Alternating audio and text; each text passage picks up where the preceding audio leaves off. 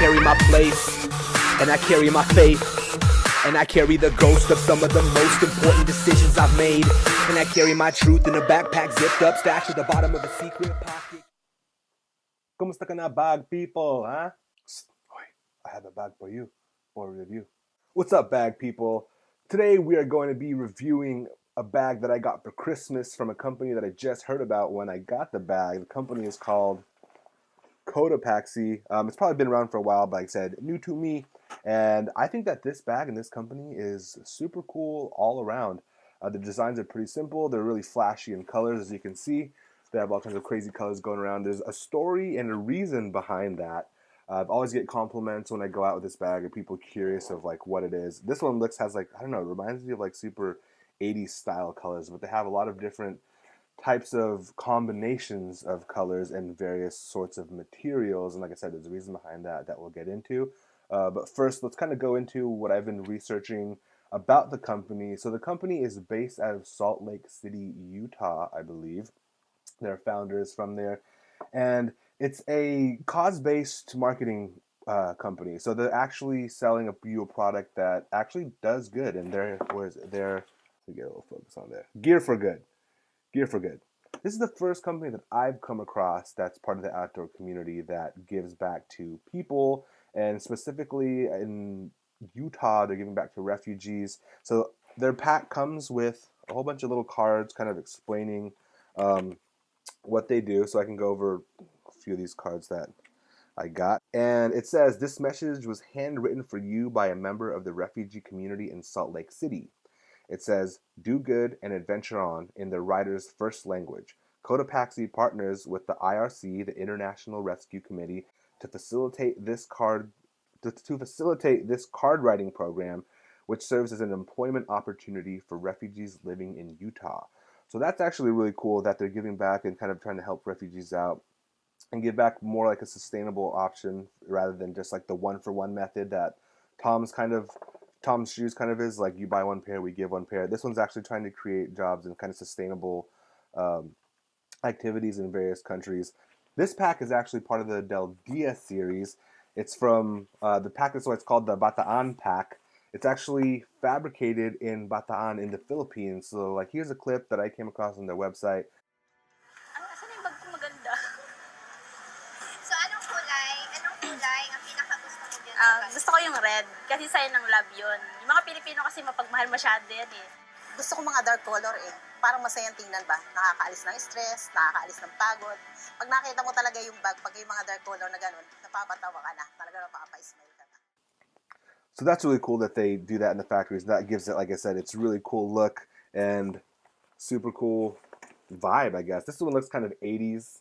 I don't know, like I was saying, I think it looks 80s, but a lot of the other ones have different looks, and I guess no one bag is the same, so that's also cool. That could be cool. I know some people like what they like as far as colors. I think it's kind of cool based on what they're doing and giving their employees a sense of agency and autonomy and choosing the kind of different colors for the bag. So let's get into the logistics of the bag. The bag weighs about 4 ounces empty.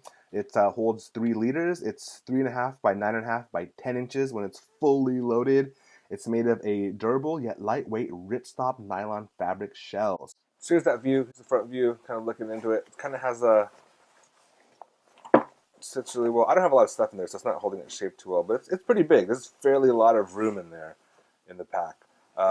Has the 2 YKK zippers in the front, so that's really cool. The screen printing is like immaculate. It's such a good print job. I kind of nerd out over like screen printing stuff. It's just like it fits perfectly. There's nothing's coming up. Everything looks like it's evenly cured. Their logo's like a little llama, which is cool. And even on the other side, they print all their stuff before they sew it, which you can definitely tell. So it has a really integrated look, like it's supposed to be there. Super clean. All the stitching looks really well done on all the sides. Nothing looks like they skimped on stitching with all different types of fabrics. Overall, like I said, has a really cool look to it. So getting right into it, open these guys up. It's basically, so what I have in here is I have my wallet. I have my little Spyderco in there. Like I said, I don't have too much stuff. I have, they say I'm a dreamer. This little pack in here. It's got like headphones and matches in there. I have a lighter, and I have an so this gives you a little bit of perspective of how big the pouch is. I have an Altoids pack in there, and I keep my chapstick, eye drops, and my little Leatherman squirt in there. I put the microfiber cloth around it because I don't like to hear it jiggling around, so it keeps it kind of from jiggling too much. And I have my pen and my flashlight in there. But I don't like to keep them in here. That's one of the things I wish more bags would have design things for pens in like little pockets that aren't mesh, because a lot of times the things like this little strap will get caught in the mesh pocket, or like these little things, like all the little sticking out outer thingies will get caught in the mesh. So I like to keep mine, and I use my pen a lot too. And if at nighttime I like to have my light somewhere I can find it real quick. So that's why I just stitched into the actual bag with a couple little stitches. This is just basically, what is that material called? Elastic. So it's like stretchy elastic material that the pen slides into. Boom. And that the light will also slide into. And if you're wondering why it looks a little weird, because I designed this little thing here. So let me flip this around. So it's like when I'm carrying the bag, I have it on my side. And so when I open it, use it with one hand. I like to be able to access things really quickly. So I'll open it, and I like to be able to access my light with one hand and pull it out really easily, and put it back in same way. Boom. If I'm carrying something or I need it to take it out real quick. So I put this little. It's basically just a key ring that I stitched. You can see it sticking out a little bit in there. That I stitched into the elastic, so that this is always open. It's like, so I can always just stick it in, or take it out as I need, really easily. So that's a cool little. I'm gonna start putting that in all my bags. I have a couple other bags that have this kind of carrying system for my pen and light, and this makes it just really easy to one-handedly be able to do that. So there you go. So boom, that's the 3-liter Bataan from Cotopaxi. Super cool little fanny pack. Oh wait, now that there's nothing in it, let's see. Hold on. Before we go, take my pen and light out real quick. Now there's nothing in it. You can see how it's really small, really tiny.